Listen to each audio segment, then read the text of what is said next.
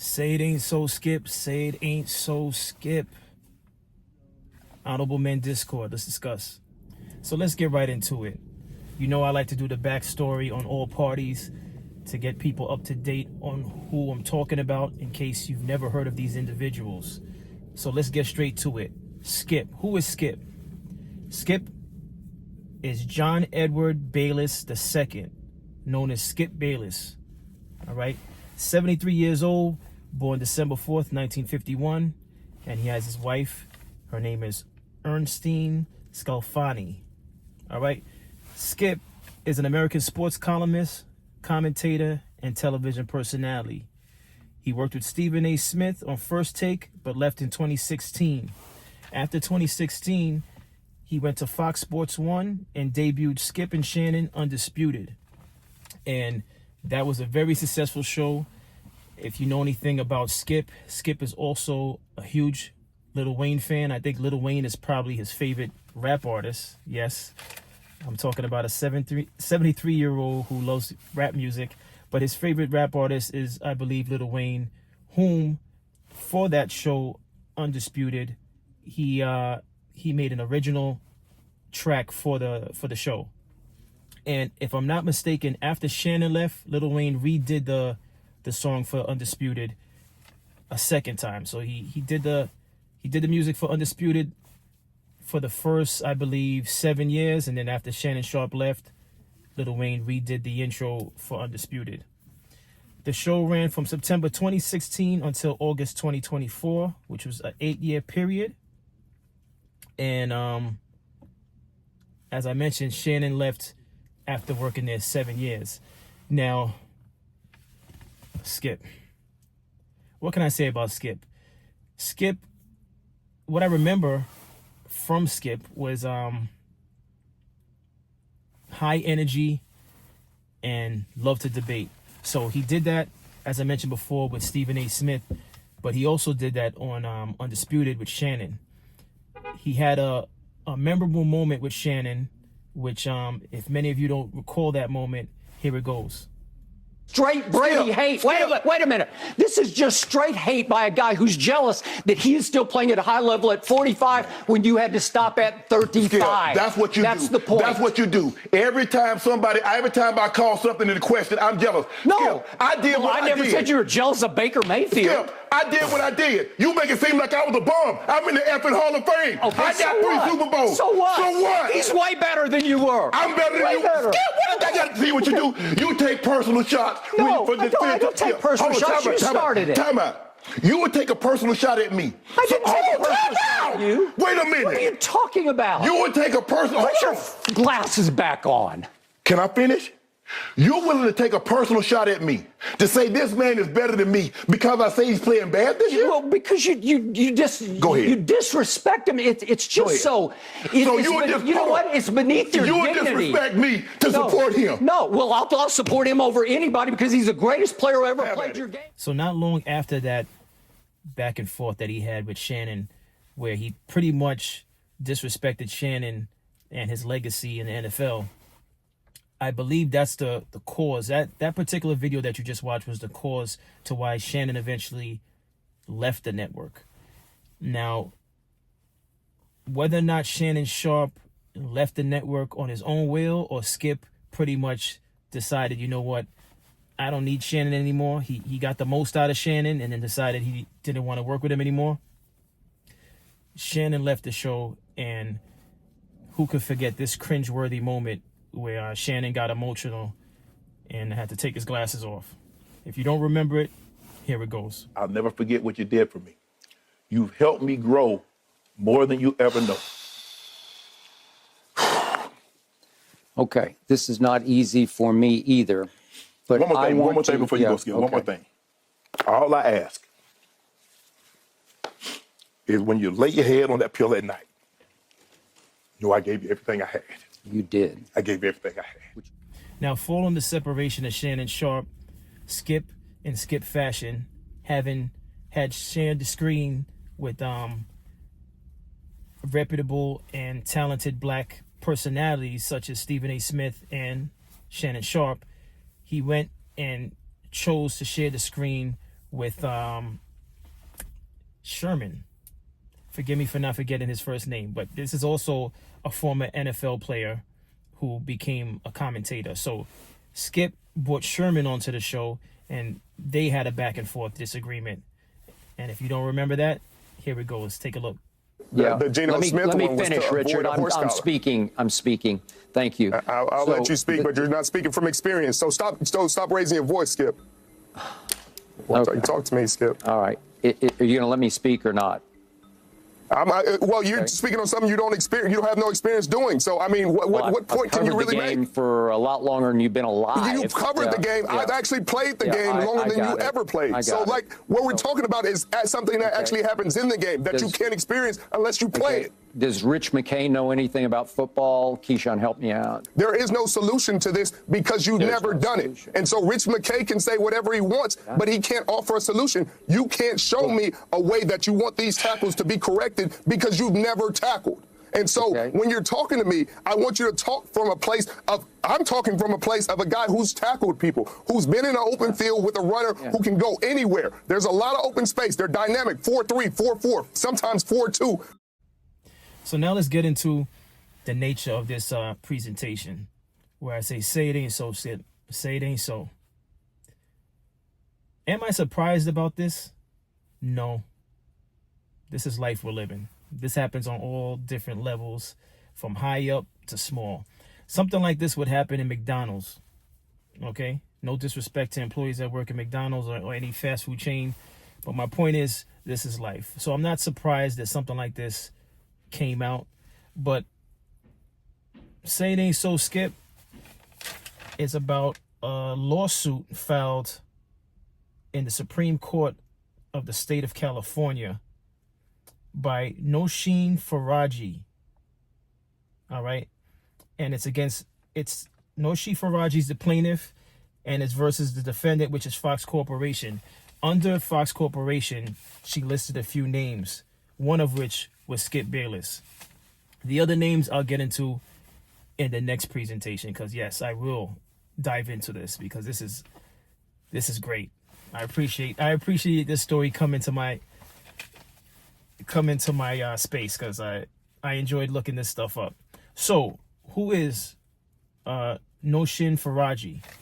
And forgive me, Miss Faraji, if I'm mispronouncing your name. So when I looked up Nosheen Faraji, she's a hairstylist. She's of Muslim faith. She's currently working in Beverly Hills at Vito Esposito Salon. She's known for her work on the set of the Oscar-nominated film La La Land. And she began working for Fox Sports in 2012 until August of 2024. So she did 12 years total for Fox Sports, FS1, better known as FS1.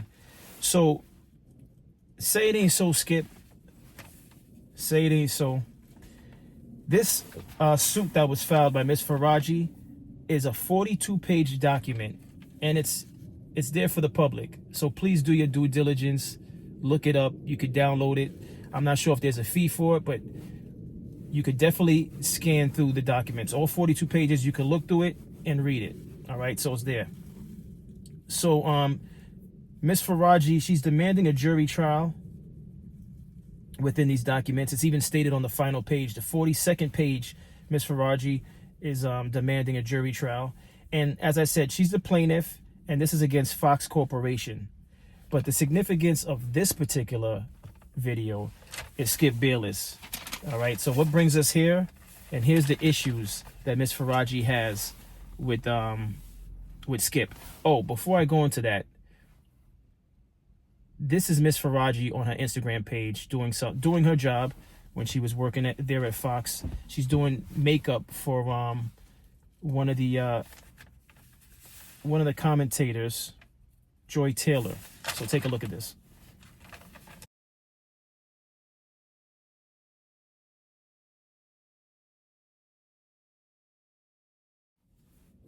All right, so that was Miss Faraji doing her job. So here's the issue that Miss Faraji has and the reason for the lawsuit. All right. So Miss Faraji claims she was wrongfully forced after She was wrongfully fired after reporting the harassment and toxic environment at FS1. She said the harassment started in 2017 when Bayless would kiss her on the cheek and would make comments about changing her life if she slept with him. Come on, Skip. Come on, Skip. She claims Bayless threatened her job in 2021 for refusing to have intercourse. She also claims Bayless offered her $1.5 million for intercourse.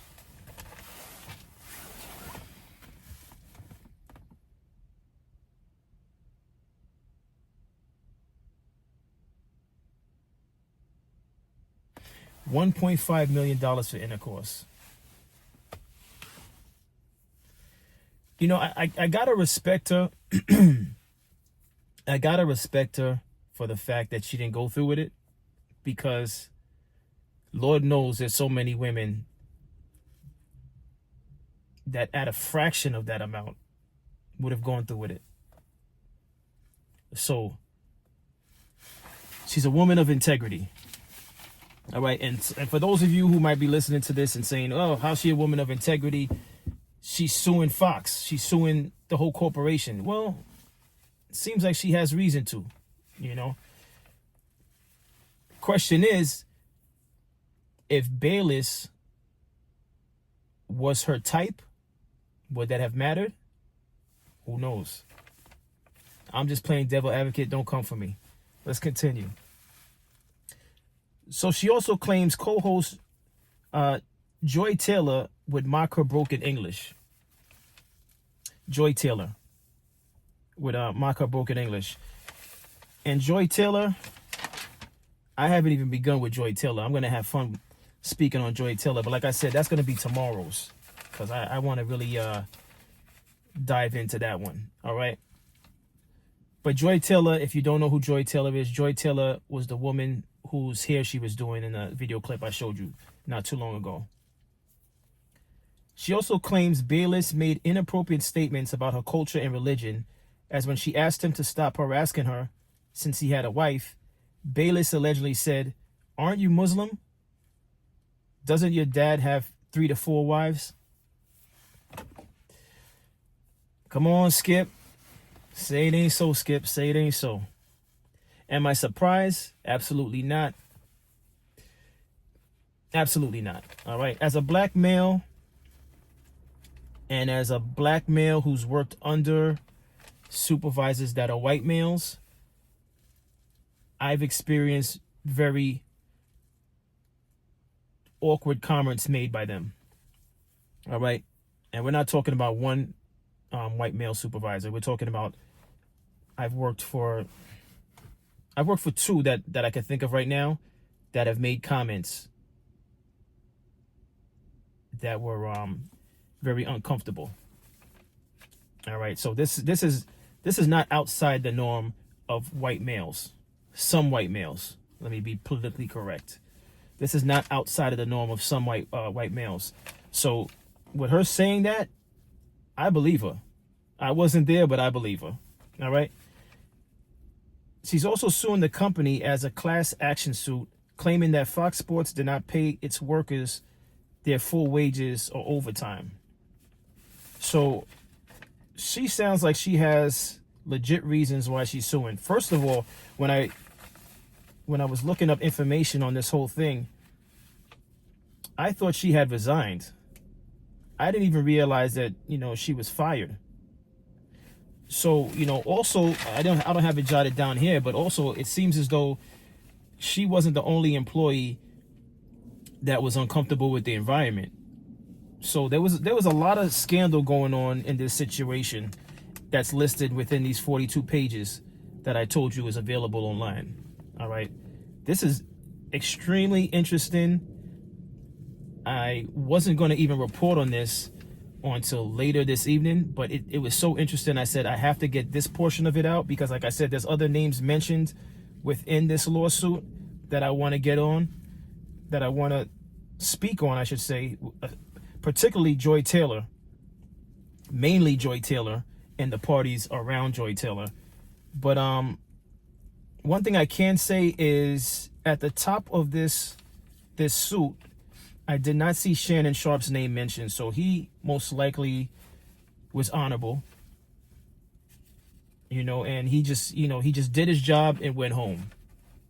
It seems as though he was a stand-up guy. So, you know, that's one good thing out of all of this is that Shannon Sharpe doesn't seem to be mentioned in this at all for any wrongdoing. But there's other names mentioned in this lawsuit, including the executive vice president, which is his name is Charlie Dixon, and Joy Taylor, and possibly, you know, wrongdoing by those above Charlie Dixon for just failing to handle the situation swiftly when Miss Faraji brought it to their attention.